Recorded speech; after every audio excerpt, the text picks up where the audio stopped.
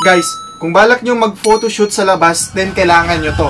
Ito nga pala yung pang backdrop guys, na binili ko dito sa TikTok. Napakamura niya lang guys. Kasi ang mahal nito kapag bumili ka sa ibang shop nito, ibang sa labas ng TikTok. Nako, sobrang mahal ito guys. Napakamura na po nito. At guys, 2x2 yung size nito. 2 meters yung haba niya, 2 meters yung height niya. Kaya sobrang ganda.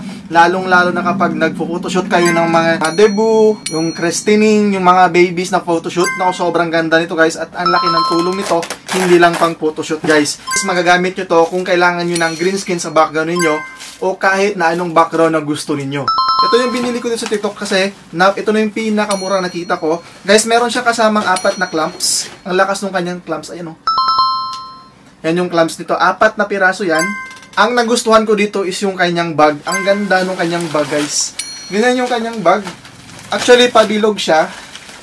I-roll mo siya. I-roll mo siyang ganun. Ayan.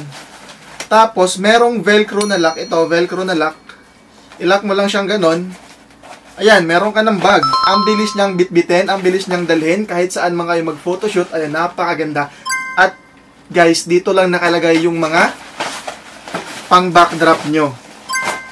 Eto siya. Meron siyang bulsa dito sa gilid. Kapag binuksan mo siyang ganyan. Ganyan siya. Meron siyang bulsa sa gilid, guys. Ayan, o.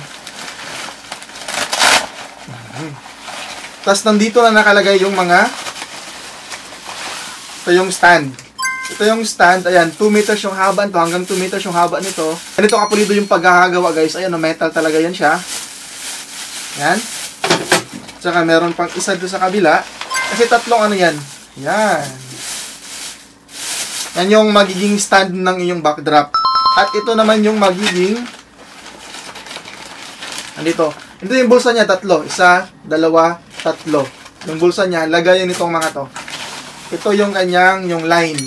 Nasabitan mo ng iyong backdrop. Ayan, sobrang ganda guys. Sobrang bilis lang din ito i-assemble. Ayan o. Hanggang 2 meters yan. Alam ko napakatibay niyan kasi talagang metal yan. Metal yan guys, metal yan. So, kaya sobrang ganda niya. Ipipress mo lang siya. Ipipress mo lang siyang ganon. Yan o. Tapos tulak. Ayun, nalock na. Tapos ito, sa kabila naman, ganun lang siya guys. Meron ka ng mahaba na pang backdrop. 2 meters to guys. 2 meters yung haba nito. 2 meters yung height nung kaya nung ano. Ito, yung kanyang stand. Ayan. Hindi kasama nito guys ay yung ano, yung kanyang tela na pang backdrop niyo. Kayo nang bahala guys, mamili kayo. Kaya guys, kung gusto niyo rin ito, kung meron kayong mga future na shoot o kaya yung background niyo kapag gumagawa kayo ng video, ayun yung background niyo. Guys, sobrang laki ng tulong nito. Guys, napakadaling gamitin, portable, kayang-kaya mo siyang dalhin kahit saan kasi madali lang siyang i-disassemble tsaka i-assemble. Tsaka guys, magaan lang din siya. Para makakuha kayo ng same quality ng nakuha ko, guys, ilalagay ko na ang link ito sa ating Hilo Basket. Let's go!